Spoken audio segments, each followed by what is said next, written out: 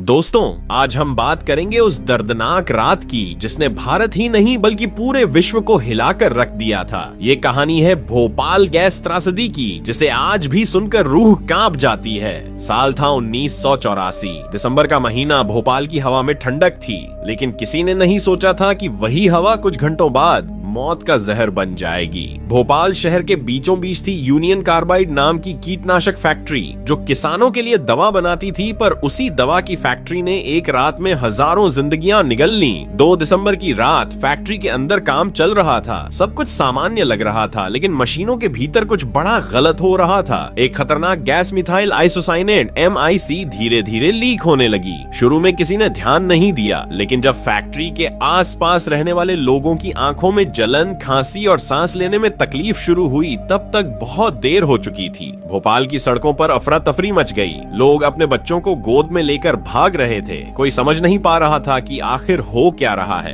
कुछ ही घंटों में ये गैस पूरे शहर में फैल गई और भोपाल एक मौत के शहर में बदल गया। 2 दिसंबर 1984 की रात भोपाल शहर सो रहा था, लेकिन यूनियन कार्बाइड फैक्ट्री के अंदर खामोशी के पीछे एक तूफान तैयार हो रहा था। रात करीब 11:30 पर फैक्ट्री के अंदर की टंकी नंबर E610 में अचानक तेज रासायनिक प्रतिक्रिया शुरू हुई। ये टंकी भरी थी मिथाइल आइसोसाइनेट MIC गैस से, जो बेहद जहरीली और अस्थिर थी। इस टंकी में पानी घुस गया था और जैसे ही ये पानी गैस के संपर्क में आया, भयानक रासायनिक प्रतिक्रिया हुई। टंकी का तापमान तेजी से बढ़ने लगा, 20 डिग्री से सीधा 200 डिग्री तक। गैस का दबाव इतना बढ़ गया कि सुरक्षा वाल्व खुल गए और जहर भरी गैस हवा में निकलने लगी। पहले तो किसी को पता नहीं चला, लेकिन थोड़ी देर बाद फैक्ट्री के गार्ड्स और आसपास के लोगों ने आंखों में जलन और सांस रुकने जैसी परेशानी महसूस की। देखते ही देखते गैस का बादल शहर की तरफ बढ़ने लगा। रात के 12:30 पर भोपाल की गलियों में हाहाकार मच गया। लोग नींद से घबरा कर उठे। किसी की आंखें जल रही थीं, किसी को उल्टियां हो रही थीं, किसी की सांसें रुक रही थीं। बच्चे चीख रहे थे, माताएं भाग रही थीं और पूरा शहर जहर में डूब चुका था। हजारों लोग सड़कों पर दौड़ रहे थे, लेकिन गैस हर जगह थी, हवा में, गलियों में, घरों में। जो भाग नहीं पाए वो वहीं गिर गए। अस्पतालों में जगह नहीं थी। डॉक्टर भी नहीं समझ पा रहे थे कि लोगों को क्या हो रहा है। वो रात सिर्फ एक रात नहीं थी, वो एक कयामत की रात थी।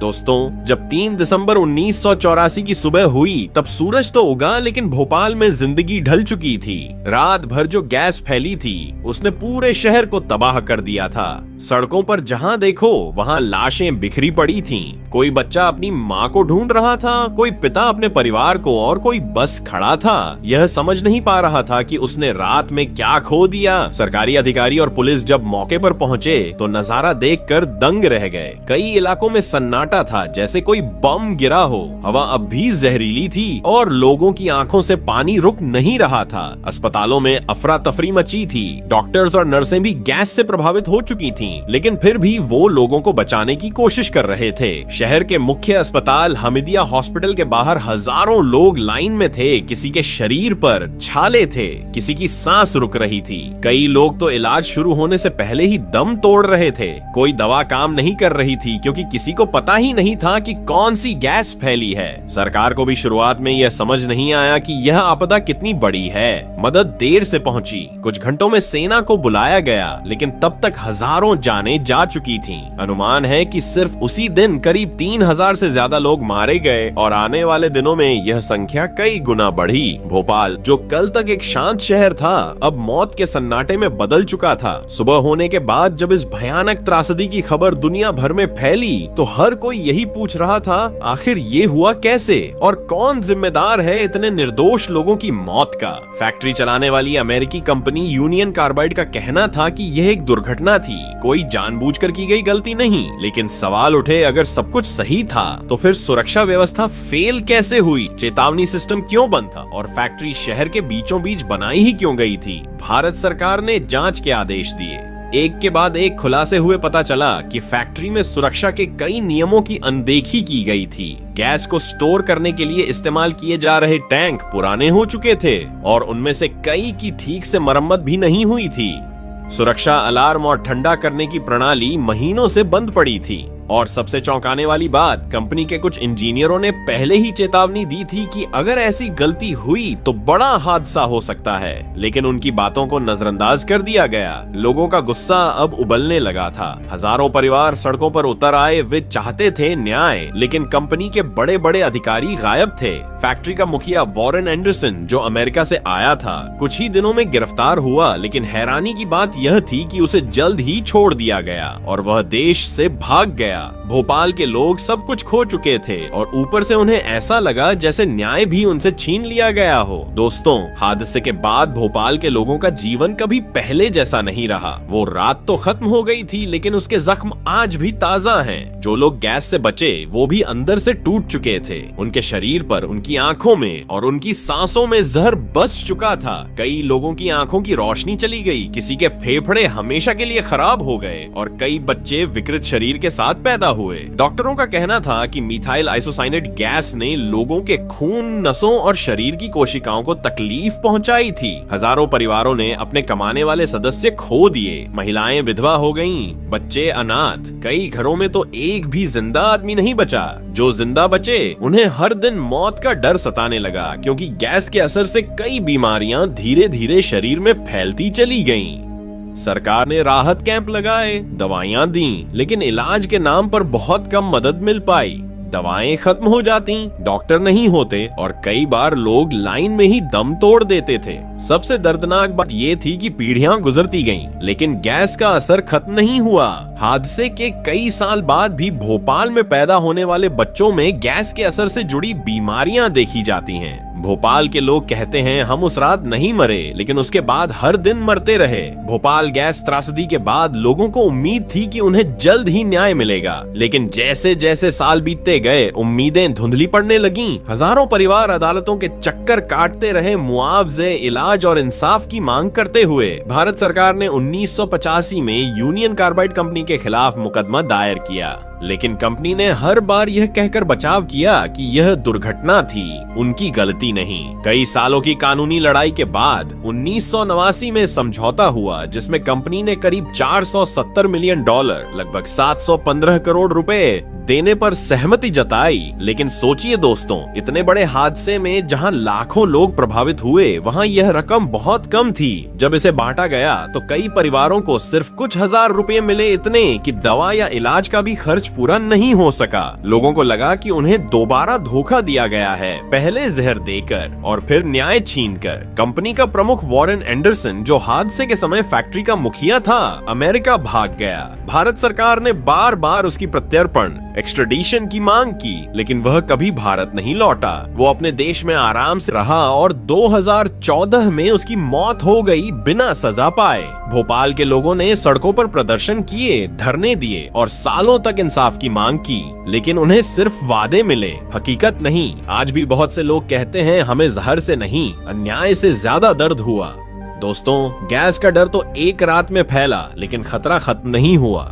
यूनियन कार्बाइड फैक्ट्री के परिसर में लाखों लीटर जहरीला कचरा और रासायनिक अवशेष जमा था। कंपनी को ठीक से निपटाने के लिए कदम नहीं उठाए गए। सालों तक वो जहरीला कचरा फैक्ट्री में पड़ा रहा। बारिश और हवा के साथ ये कचरा धीरे धीरे भूमि और पानी में मिल गया। भोपाल के कई इलाकों में आज भी पानी पीने योग्य नहीं है। लोग बरसों बाद भी सांप, मच्छर और बीमारियों से परेशान हैं, क्योंकि जहर मिट्टी में मौजूद है। स्थानीय लोगों का कहना है कि कई बार बच्चे खेलते हुए फैक्ट्री के आसपास के कचरे से बीमार पड़ जाते थे। पानी से उल्टी, दाने और त्वचा की बीमारियां आम हो गईं। सरकार ने जहरीले कचरे को हटाने के लिए प्रयास किए, लेकिन प्रक्रिया बहुत धीरे चली। बहुत सारे इलाकों में लोग अभी भी वाटर फिल्टर और सुरक्षित पानी के लिए संघर्ष कर रहे हैं। इससे साफ है कि हादसा सिर्फ एक रात का नहीं था, यह पीढ़ियों तक चलने वाली त्रासदी है। भोपाल के लोग कहते हैं, हमने गैस तो देख ली, लेकिन उसका असर हमारी मिट्टी और पानी में आज भी मौजूद है। हम हर दिन इससे लड़ रहे हैं। भोपाल गैस त्रासदी सिर्फ भारत के लिए ही नहीं, बल्कि पूरे विश्व के लिए एक चेतावनी थी। इस हादसे ने साबित कर दिया कि औद्योगिक विकास और सुरक्षा में संतुलन बहुत जरूरी है।